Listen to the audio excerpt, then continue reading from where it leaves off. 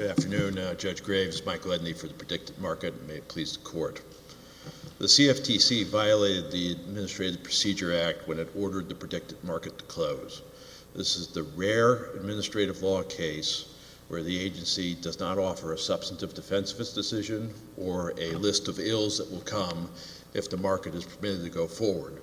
Instead, the only issue here, this case is solely about whether that decision is insulated from judicial review. The CFTC claims it can greenlight a whole market, set many rules for its operation, and then order it to close and to liquidate the investments of tens of thousands of traders without any obligation to explain itself and without any judicial review. In our view, that claim is wrong and contrary to principles of accountability that are core to the Administrative Procedure Act set forth by Congress to the operation of the administrative state. I want to turn straight and directly to the final agency action issue, which I think is the core issue in this case.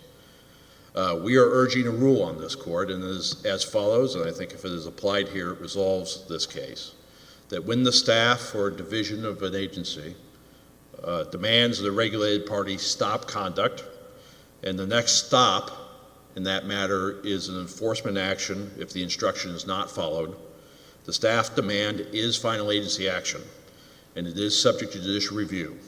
And I would point the court to the Supreme Court's 2012 decision in the Sackett versus EPA case and the court's 2016 decision in Army Corps of Engineers versus Hawks. And so your contention is you were a regulated party, regulated by the CFTC? Absolutely. Did you have to file reports, annual reports? There was regular contact between the Division of Market Oversight and my clients about various issues that would come up in the marketplace. Is that a yes or and no? those continue to today, as it turns out. That's a yes or a no, you had to file annual reports? Did we have to file, were we required to file written annual reports? The answer to that question is no. All right. Were we provided with inquiries from the agency, and did we respond to them on a regular basis? The answer to that question is yes, and often in writing. All right, you may proceed. Well, I mean, in terms of whether you were regulated or not, the withdrawal of the no action letter specifically says that the contracts, pending contracts, should be closed out no later than midnight Eastern on February 15th, 2023. If that's not being regulated, I don't know what is. Well, it is awfully specific, Your Honor, and I think that's a very important point to look at here. I want to disaggregate two issues here. I think, with all due respect to Brother Counsel, the CFTC wants to make this case about no action relief writ large and whether no action letters, generally speaking, are subject to judicial review. But the agency action that we are challenging here is that letter on August 4th, 2012. It's CFTC letter 22-08. And that mandate was unambiguous. It lacked any of the qualifications of prior correspondence, such as, well, maybe we're not speaking for the commission here, we might change our mind later. It was a directive. I was going to go back to your proposed rule. I did not hear in your proposed rule that the staff action could not be, I guess, I don't know if appealed is the wrong word, but in other words, if there's another step within the CFTC, within the agency, oh no, you can go and ask, you know, this level of bureaucrat said this staff level, but there's a staff 2.0 level or a whatever, another level that you can go and say, wait a second, you just withdrew the no action letter, you can't do that. Does that need to be part of the rule? I think it absolutely does, and I probably elided it by saying that the next stop is an enforcement action. So, I mean, I think what is unconceded here, or which is completely undisputed in this case, is that we, the regulated party, had no right to take that mandate and ask somebody else to review it. We could not ask the commission to overturn it. It was the end of the road as far as that mandate goes. The next thing that would happen to us is an enforcement action if we did not close this market at 11:59 p.m. on the 15th of February, and about a week from now, before this court's injunction. Is it open to predicted to seek, and now I'll get the terms wrong, but essentially there are two other ways that markets can operate under the CFTC. One is to be registered, maybe that's the right term, registered. Another one is to get an exemption under 4 or something. Those are two other avenues. Are those open to predicted, to go and seek those routes to be able to operate? No, Your Honor, they weren't as a practical matter, and let me explain why. Your typical futures or swaps market would registered with the CFTC, and Judge Graves, as you point out, that would entail a variety of even more significant regulatory requirements, that including periodic reporting and many other features of the Commodity Exchange Act. The 2 years prior to our request to open this market, the CFTC in a formal decision, the so-called NADEX decision, the North American Derivatives Exchange decision, decided that registered markets cannot offer political event contracts, and it referred to a section of the Commodity Exchange Act that said what registered markets can and cannot do, and what the gravamen of that decision, it was really quite specific, is that this type of contract is not for the registered space. So then there's this other option, and you'll find this option in 17 CFR 140.99. This is subsection A. This is the exemption option. And I think if you read the CFTC's brief, there's a little ambiguity on this in the actual regulation in the papers. But that is an avenue that's supposed to pick up on Section 6C of the Commodity Exchange Act. This is at 7 U.S.C. 6C.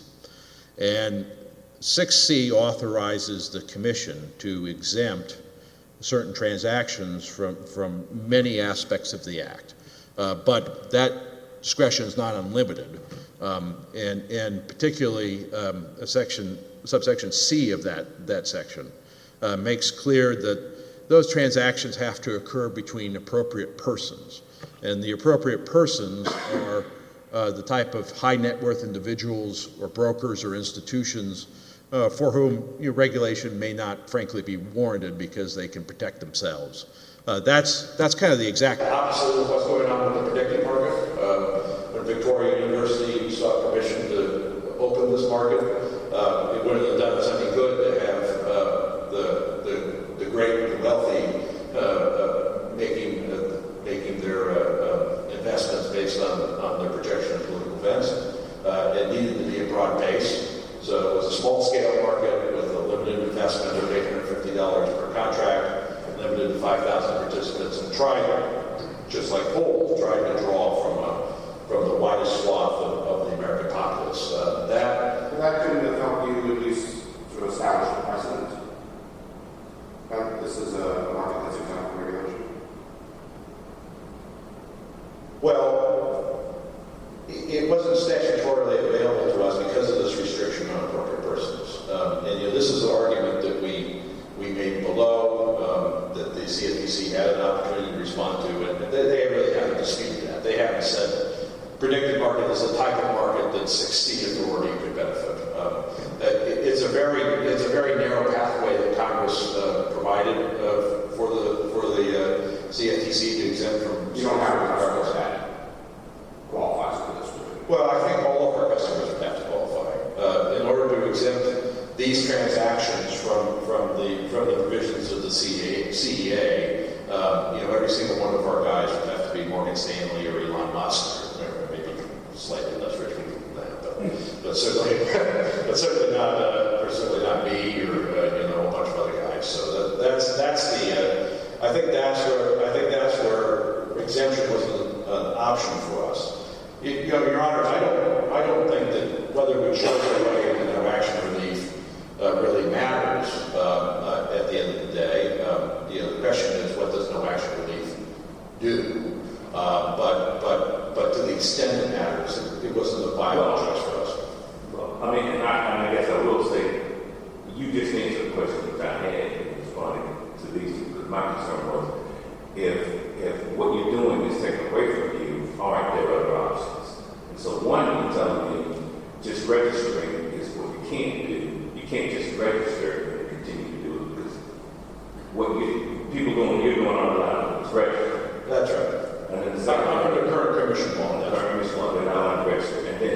second option isn't available to you because your demographic is not going to be that required. The exact opposite of our demographic. All right. And so we're not serving any academic purposes of this. That left us with no action relief, and actually it's not something that we invented. Years prior to us, the Iowa electronic markets, which is still operating underway and hasn't been affected by this decision, opened their market for political events under the no action relief umbrella. So that's the. So again, I don't think that it matters, it's a legal matter whether we chose our way into it, but it really, for us, it was not a choice. And so, Well, I know the answer to this, but I don't. So I'm sure you do. that's why I'm here. All right. When you start petitioning with a mandate, was that to order the district court to rule or to order the district court to issue a preliminary injunction? What were you seeking in the petition with a mandate?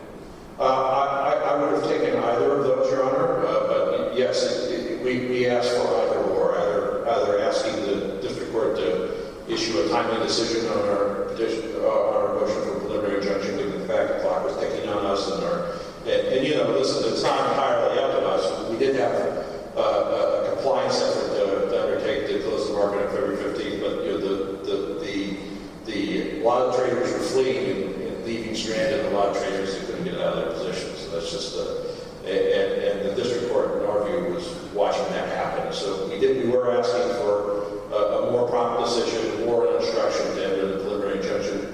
Your Honors denied the writ of mandamus is otherwise taken care of by the injunction pending appeal. We think that was the right correct route, and that the court had plenty of appellate jurisdiction to do so. So at the end of the day, I think a lot of the CFTC's arguments boil down to the fact that we should have, just kept pressing ahead in the face of this instruction on August 4th, kept going past February 15th, and if we had complaints about the level of explanation we were given or the arbitrariness of what happened, we could raise those as an enforcement action as an affirmative defense. I do think that is a meaningless piece of paper. What's that? According to that, I think these are meaningless. Yes, well, that's right, and these are actually very threatening to your business. they're very threatening to us. And I think that's the distinction that the Supreme Court and this court has taken. That when you have this is not a situation where the CFTC says, look, going backwards 5 years ago, we think you guys screwed up and we're going to bring an enforcement action against you. We just want you to know that. That's probably not final agency action. Here it's a prospective command, and if we ignore it, we're subjecting ourselves to monetary penalties. And what the Supreme Court says in Sackett and in Hawks, and what this court said in the data marketing partnership case, we don't have to wait for that. We don't have to take that risk, roll that dice in order to evaluate the arbitrariness of that instruction. If you operated outside the confines of the no action letter that's now been withdrawn, what is the nature of the penalties that you would face, or predicted would face? Yeah, I think that the CFTC conveniently laid those out for us in both briefs below and here. On numerous occasions, the brief usually toward the end, they said, listen, if you're outside the no action letter, be prepared for a potential charge that you willfully violated the Commodity Exchange Act, which is a felony, and can be coordinated with the Department of Justice. Also, there are civil monetary penalties, and I think that's one of the key points of what this no action letter does. I mean, to the extent that no action letter is relevant, as revocation is relevant, it created a safe harbor for us. Not from everything, but from it limited our potential liability. And that's what Chief Justice Roberts said was important was. It kept us away from monetary penalties just for operating the market during the period of time that was in place. And under those circumstances, if the agency wants to revoke that safe harbor, it has to explain its decision to do so, especially if it's like red lines.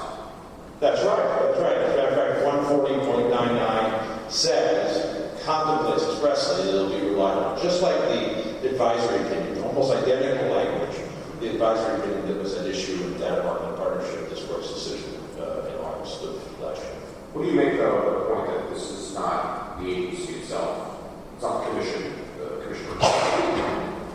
nor is it a delegation of power. In fact, the regs say a lot, the regs also say it's not the commission, this is the DMO. Yeah, I think that's not a problem here. I don't think it's a problem. I think this is akin to reservations that you see in many agency decisions that say, look, we can change our mind later, and perhaps even the higher ups can change their mind later on this. That's true. In typical cases, if there is some sort of delegation, I guess what I'm asking is, do you acknowledge that you are asking us to stretch the law at least a little bit to go from either commission actions or commission delegated actions to something that's neither, but obviously very threatening and seemingly very efficient?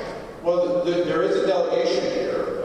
It is 140.99. The commission will set it up no action relief, and the commission sets it up as relief. But it's saying that it's not the commission doing it, it's more the division. It does, but It it's also making clear that it can be relied on. And if not for this, then for what? I mean, what does that sentence mean? But beyond that, when we look at what this means, perhaps the fact that it doesn't bind the commission says that, look, the commission can come in through some other normal operating way of doing things, like promulgating a rule with forward effect through notice of comment rulemaking that says we're not doing political markets anymore, and that will wipe out the no action decision. But perhaps it's a reservation of that, but at least we have an opportunity to comment on that. Of course, saying it doesn't bind the commission is a little bit off point here for the commission, because the commission didn't come in and do this for us. It's the commission, right? It's the same fellow who issued the no action letter in 2014 that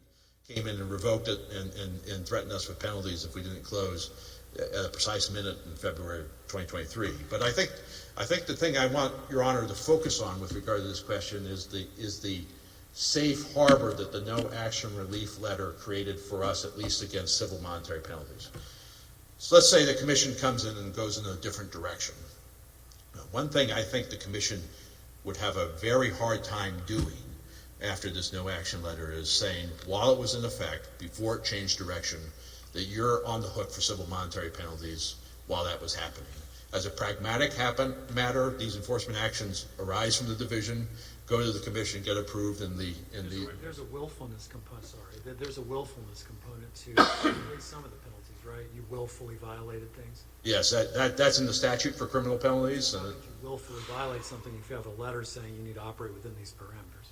Absolutely, Your Honor. I think what the commission could have done was, forward instructed us to stop doing what we're doing, but to go back and provide us with put civil monetary penalties on us would have been, I think, legally impossible, and as a practical matter, it would have been extraordinarily unlikely, just given the way these enforcement actions work, from division to commission, back to division to prosecute. And again, your time has expired. Yes, Thank you very much. Thank you, Your Honor.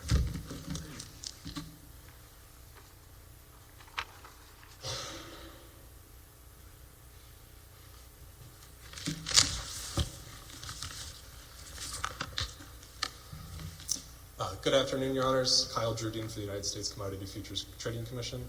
I would just like to correct a couple points that I think opposing counsel may have misstated about the record and our position. So for the start, about predicted being unregulated or not, it has at all times been unregulated. Predicted was instructed as much. Here I would refer you to the revocation of the no action letter. This is at record 257. The very last term that predicted was supposed to adhere to in DMO's 2014 no action letter was a restriction on advertising. As part of that, they were supposed to prominently disclose that the platform is unregulated, experimental, and being operated for academic purpose. I don't think there's any ambiguity about that. To the question of what the effect of the iterative informal staff communication that DMO had with the university's representatives, I think that's a different question, but I don't think there's any question in the record that anyone understood, including Victoria University, which hasn't said otherwise, that they were either licensed or authorized or somehow in compliance with their registration and or exemption requirements. Congress sets those out. That's in the Commodity Exchange Act, and commission implementing regulations and We're using this term unregulated. What does that mean? Yes, Your Honor. I think in this context it would mean falling under the jurisdiction of the CFTC in the Commodity Exchange Act and in accordance with the Commodity Exchange Act's terms. And here I think the two ones we've identified are the requirement that entities seeking to offer event contracts like Predicted be registered or seek an exemption from registration. The two ways that Congress has set up to do that are DCM registration. So as you register yourself as the market, you subject yourselves to anti-manipulation standards, cybersecurity standards, reporting requirements, the normal prospective regulatory requirements that all CFTC regulated entities have to adhere to. Or if the commission determines in the public interest following a factual finding based on a sort of prescribed process that's set out in the statute of wellness is the Section 6C Section 6C public interest exemption. If after that process it's determined by the commission that there's been a showing that would be in the public interest under the circumstances to exempt the particular entity here Predicted, they could have dispensed with that requirement. That hasn't happened either. There's been no delegation of that authority to be staff, and I want to be entirely clear that nothing in Rule 140.99A1, which is the exemption letter requirement, which is the only staff letter section that has any sort of delegated authority and binding effect on the commission. And I would note that the Except I think opposing counsel makes the point, which seems like a reasonable one, that it's the very existence of the regulation that is the delegation. Yes, Your Honor, but then I think you need to read what the regulation says. And so Regulation 140.99A1, A2, and A3 provide for three very different forms of letters. There are exemptive letters, there are informational letters, and there are no action letters, which of course are the ones relevant here. The exemptive letters provide for delegated authority and the explicit ability of staff under carefully prescribed circumstances to step in the commission's shoes and exempt certain transactions. I don't believe event market registration is one of them. Plaintiffs have never claimed that, and certainly DMO staff don't cite any authority for that position, that that's what they were doing here. Informational letters, which similarly use reliance language, are also defined as informal staff guidance about a broadly applicable statement of the law, similar to any form of informal staff guidance, like the data marketing partnership case. A Department of Labor informational letter is similar to that. And they provide that the public can rely on that, not just the person requesting the letter, but that it's also non-binding on the commission. So I think what the force of that reliance is, it would be the staff-specific adherence to that position going forward until such an information letter is revoked. Similarly, in the no action context, which is Rule 140.99A2, the relevant staff conduct is the refraining from making a recommendation of an enforcement action to the commission. So to the extent that there's a reliance entrance, it's that while that letter is in effect, the staff will not make that recommendation that they said they would not until that letter is either withdrawn or revoked or something about it has changed. And does the commission make enforcement actions without a recommendation of the division? It can, Your Honor. Yes, they are delegated that authority. Surely you're not saying that these no action letters are valueless. No, Your Honor. That's correct. Very powerful. Yes, I think we are saying the opposite. They are a valuable form of what they are, which is a staff informal. So, which just stand to reason that the rescission of such is also an important, meaningful, powerful act. It could be, but it's not legally powerful. And here I think this is the difference in what Bennett versus Spears point. Well, what would it be other than legally? You're the government, right? I mean, I think what it is it's a reflection, again, like any form of informal staff guidance, of an expression of the relevant expert staff's opinion. In this case, because it's a staff level recommendation, I think that's critical, about what those staff, based on their experience and understanding of what the commission is likely to do in a particular circumstance. It's a reflection of that, but it's not binding on the commission. It binds the staff, it binds the division not to recommend enforcement. That's correct, Your Honor. But I think under the Supreme Court's Franklin versus Massachusetts case, and as interpreted by the D.C. Circuit's Engler decision that we cited in our brief, staff level or subordinate recommendations are not the same as the consummation of the agency's decision-making process, and there are no legal consequences that are triggered here. How can I square what you're saying right now with what the rescission or the withdrawal of the no action letter says, where it says, at the end, in the second to last paragraph, to the extent that the university is operating any contract market, et cetera, et cetera, et cetera,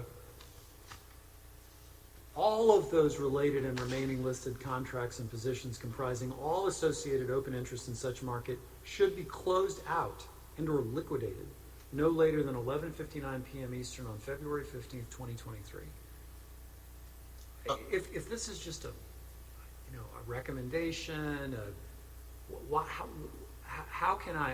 how am I supposed to understand? More importantly, how is Predicted supposed to understand that kind of? That's like setting a death sentence. That's what it sounds like. No, with respect, Your Honor, I think we disagree with that. I think what plaintiffs want to do is read into that an or else condition, and understandably, There's not an or else. Should be closed out and or liquidated. yes, Your Honor, but there's a difference between should and must again, and this is recognized by the D.C. Circuit. You're saying this is just sort of a friendly suggestion? I don't necessarily know if I would phrase it as a friendly. It's certainly a suggestion, however, and I think what staff would be empowered to do is, again, we're looking at Rule 140.9982 for the sole scope of their authority, and they could then make a recommendation. So I think at most what they're saying is if you don't do this, we will recommend an enforcement action. I think to correct another point, Actually, this sounds like a license to bully. A license to bully, Your Honor? Bully. Yeah, in other words, you can issue these threatening letters. There's no judicial review. Well, Your Honor, I understand. I take it there's no argument that Mr. McGonigal is behaving in an ultra vires fashion. You haven't fired him. He was yes, acting under government authority. that's correct, because he's never purported to do something like order a license or an authorization. Had he done so, I think that would be ultra vires, as we said. If So staff are... it should is hortatory. It's not a government order. That's your theory. Well, Not must. I think that is part of that language. There is no authority for him to order independent legal penalties. He doesn't prescribe any. There is also no, as I mentioned, there's not an offense for violating the terms of staff-created no-action conditions. That's not something you can be charged with. Well, suppose Predicted decided to blow off this unfriendly suggestion from Mr. McGonigal, and an enforcement action then happened. Even if contracts going forward were even being operated within the terms of the no action letter, wouldn't all of a sudden they be subject to, the idea would be, well, now you're willfully doing it. We just told you to shut everything down, you kept doing it, it's willful. So criminal or civil penalties should follow from that. Your Honor, I believe that would be evidence of willfulness to the extent that they were given advice and chose to ignore it or made representations that were not accurate. I appreciate your candor. So it would be evidence of willfulness if they, after 11:59 p.m. Eastern on February 15th, 2023, continued to have, to operate the market. But Your Honor, if I may correct or further explain the evidence of willfulness, it's not that it's evidence of willfulness as much as it's evidence of what good faith measures they took to comply in an effort to perhaps mitigate damages or potential penalties. And I want to be clear, the Commission does not authorize an enforcement action. DMO has not said that it will actually make an enforcement recommendation here. I want to ask you just about that, because let's assume DMO did recommend enforcement action. Yes, Your Honor. Who makes the decision about whether or not enforcement action would be taken? The Commission acting as a multi-member body, so it would be a majority vote. So DMO would make a recommendation. The Commission could decide to take enforcement action or not. That's correct, Your Honor. And so I know the obvious next question is, so how often is it that the Commission disagrees with what DMO recommends?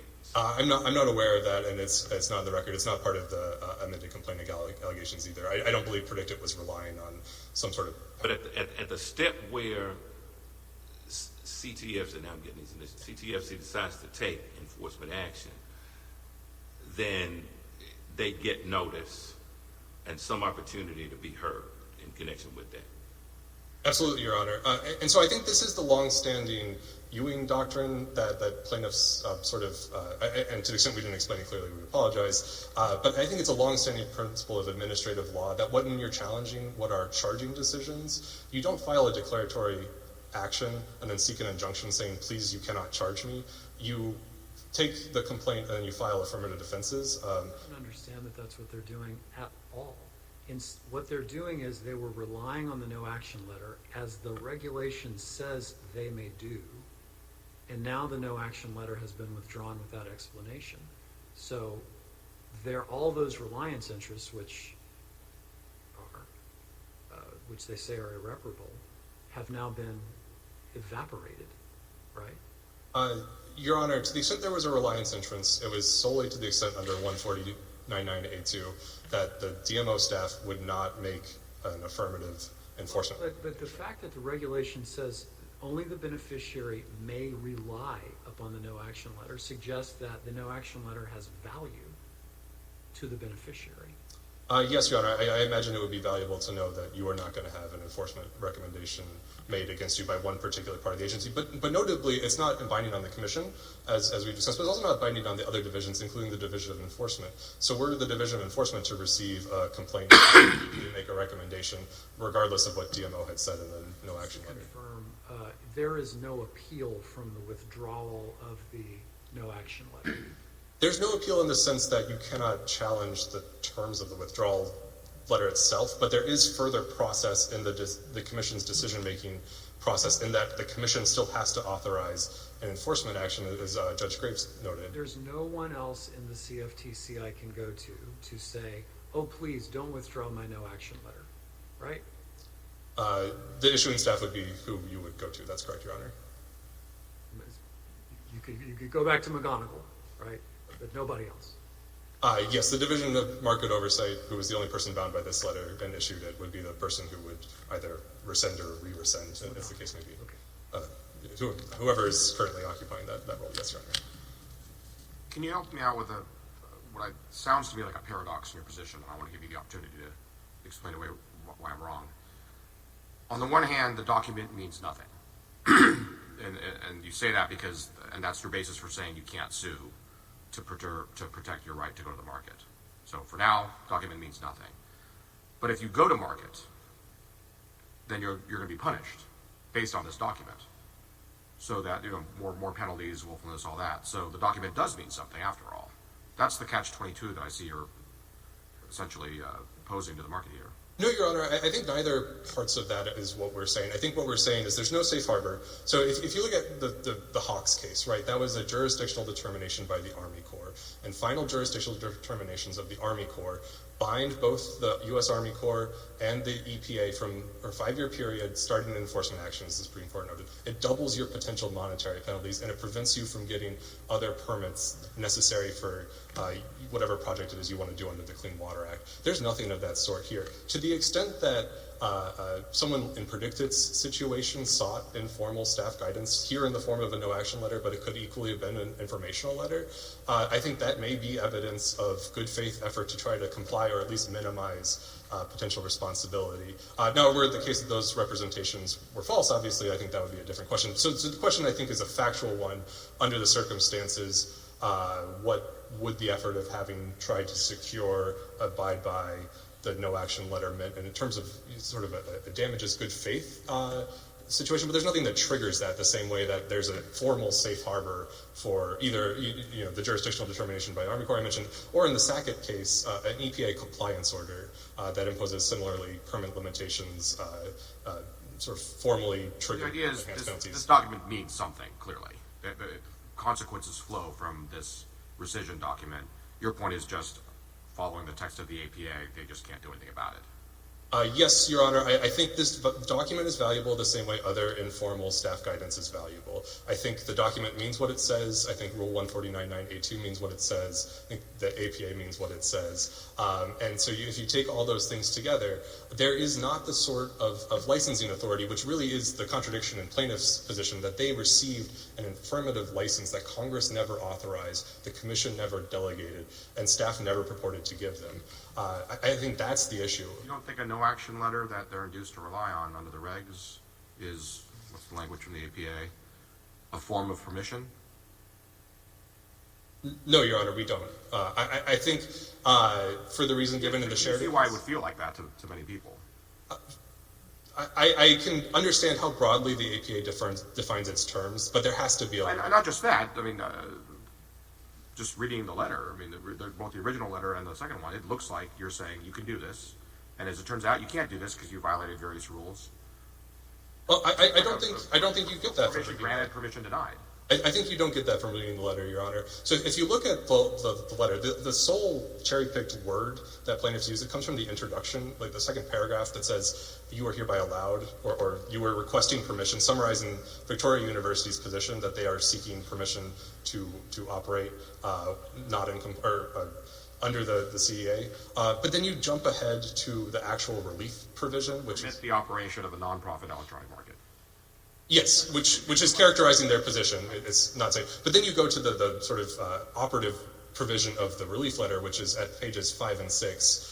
Under the heading Scope of DMO Relief, there's nothing like that in there. It does not say you are authorized. It does not say you are licensed. It does not say you are permitted. What it says is, consequently, DMO will not make a recommendation based on your representations. And I would note also that unlike the formal DCM registration or Section 4C public interest exemption framework, there was no fact-finding done here. All of this was based on the university's representations, which I think further cements the lack of any misunderstanding that the university might have had that they were granted a license. Well, there's certainly some fact-finding done in the withdrawal of the no action letter.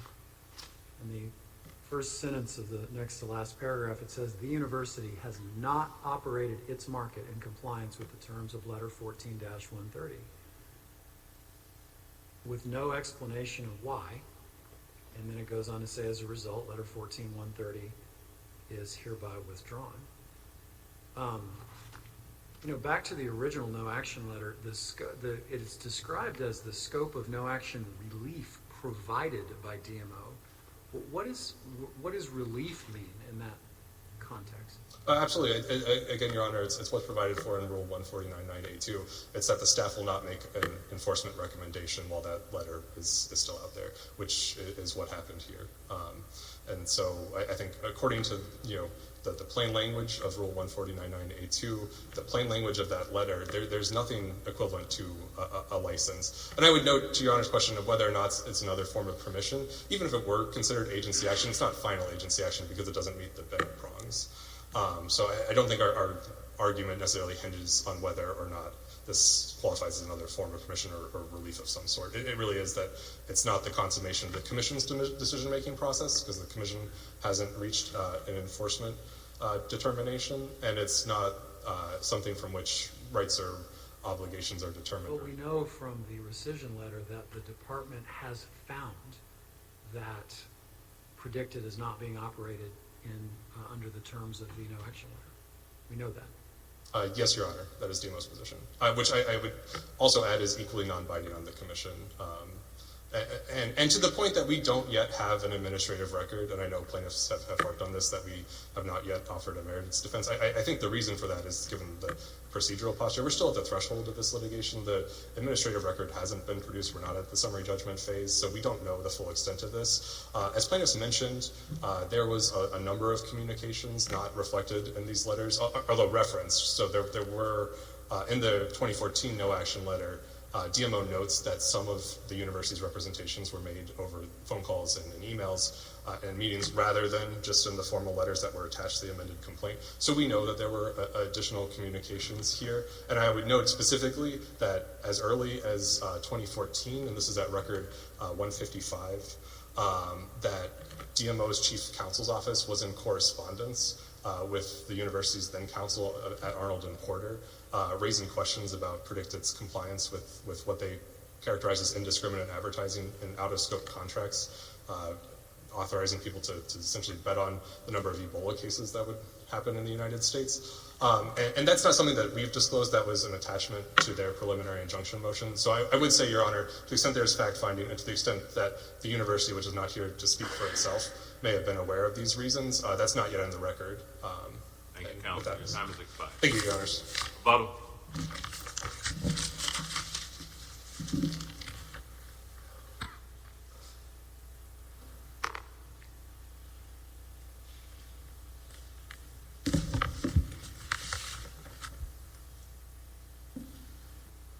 Thank you, Your Honor.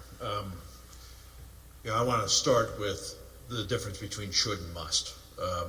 This is two letters of one word that is a very dangerous game to parse when you're an entity that's under the gun, that if you blow through the 11:59 p.m. deadline, you're subject to penalties and potentially criminal prosecution. I don't think this is the situation when the government, with all its power, is writing you the letter that we need to be parsing the mood of a verb. And I don't think that if that's the defense of the CFTC, I don't think it's one that holds water. I want to talk about this debate about whether we're regulated or not. Certainly here, the CFTC has attempted to set rules for us in the no action letter. There are at least 8 of them. They are repeated in the letter revoking our no action relief and ordering us to close, and they are detailed down to the amount of money that can be invested and the number of investors that can be in a particular contract. In any event, this is a situation about whether we're about to be regulated or not through civil penalties, and it boils down to a discussion about whether a policy that is born from abstaining from enforcement can be revoked without explanation. That might have been a valid argument 3 years ago. I don't think it is good law anymore. After the Supreme Court's decision in Department of Homeland Security versus Board of Regents, after this court's decision in Wages versus White Lion, even a policy that starts its life as a forbearance for enforcement in a discretionary manner, when reliance interests build up around it, and reliance is what the regulation contemplates, and what actually happened here, it has to be explained on the way out, and that did not occur here. And I think that's an important point. If what does reliance mean in 140.99 under the CFTC's view? It must have a legal significance of some sort, and it did occur here. I mean, my clients would have been perfectly happy to keep their money in their pocket if the CFTC had said no in 2014, no, you can't start this market. Instead, they plowed millions of dollars into setting it up. The traders plowed millions more into the investments. They relied on the CFTC saying that it would be allowed to go forward. On the safe harbor point, Hawks tells us that if a policy creates a safe harbor, it needs to be explained when it's revoked, and it needs to be explained coming in. It also says that the safe harbor doesn't have to be complete. It just has to limit our potential liability. And in this case, that certainly happened here. It provided us protection from at least the most common form of enforcement action, which is one that is recommended by the divisions of the Commission. It protected us with almost absolute protection against a claim of willful violations of the CEA.